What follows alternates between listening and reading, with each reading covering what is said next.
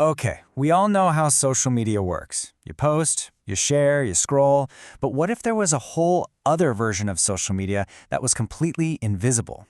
Well, today we're going to peel back the layers of the internet and explore the secret social networks of the dark web. Just try to imagine a social network where your identity doesn't matter at all, where there are no ads, no data collection, nothing. It's like a digital ghost town where the only thing that has any value, the only currency, is your anonymity. It's a world built on the exact opposite principles of the platforms we use every single day.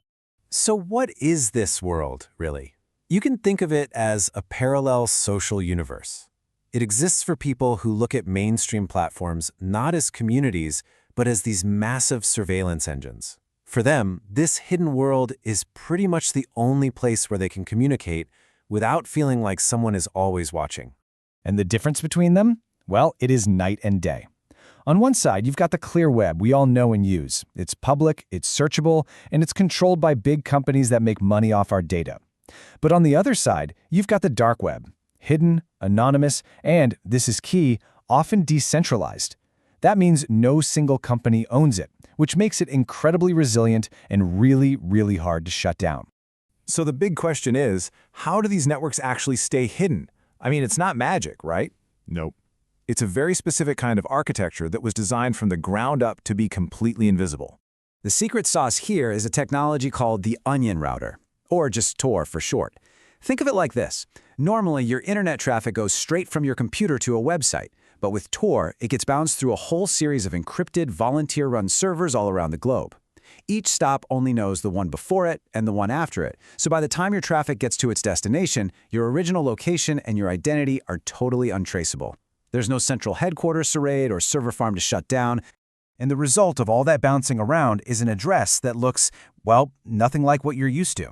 You can't just stumble upon these sites on Google, and there's no way you could ever guess them.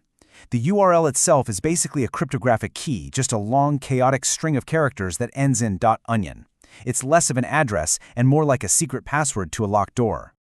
Signing up is a completely different game, too. I mean, forget about using your real email or your phone number.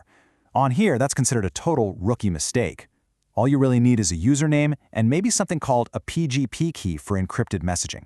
Anonymity isn't just a cool feature. It's the absolute #1 rule of the game. Okay, so we know how it works, but where do people actually go? Let's take a look at some of the key players, the main hangouts in this hidden corner of the internet. A few big names have definitely emerged. You've got Dread, which everyone calls the Reddit of the dark web. It's a central hub for all kinds of discussion. Then you have directories, like the hidden Wiki, which act as signposts pointing users towards smaller, super-specific, and often invite-only communities. And then, there's a name you might not expect to see here at all.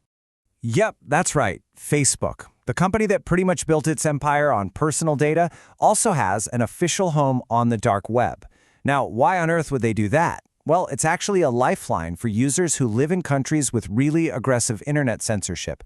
This lets them get on Facebook without being monitored or completely blocked by their government's internet providers. And that right there brings us to the central conflict of this entire hidden world. This powerful tool of anonymity, it's a classic double-edged sword. It serves two radically, and I mean radically, different kinds of people. See, on one hand, you have political dissidents, journalists, and activists. For them, these networks are an absolutely essential tool, a lifeline for organizing and sharing information without the fear of being arrested or worse by authoritarian governments. But on the other hand, that exact same lack of moderation attracts criminals who use the anonymity for social engineering, for scams, and for setting up clever phishing traps to steal things like cryptocurrency. At the end of the day, the technology itself is neutral. It's just a tool. And whether that tool becomes a lifeline for the oppressed or a safe haven for criminals, well, that depends entirely on who's using it. The reality is, it's inherently both at the same time. But listen, this world doesn't stand still for a second. The arms race for privacy is constantly evolving, and the most security-conscious users are already moving on to the next frontier of secret communication. So while those .onion forums were the old guard, the new underground is even more hidden. Right now, the most exclusive communities are migrating away from forums and into invite-only groups on encrypted messaging apps like Signal and Telegram. Some are even running their own private servers on networks like Matrix. It's a huge shift from semi-public spaces to truly private, real-time conversations. All of which leaves us with a pretty provocative question. This technology is both a shield for the vulnerable and a cloak for the malicious. So you have to ask yourself, in our digital age, is total anonymity a fundamental right? Is it a dangerous weapon, or is it simply impossible for it to be one without also being the other? Definitely something to think about.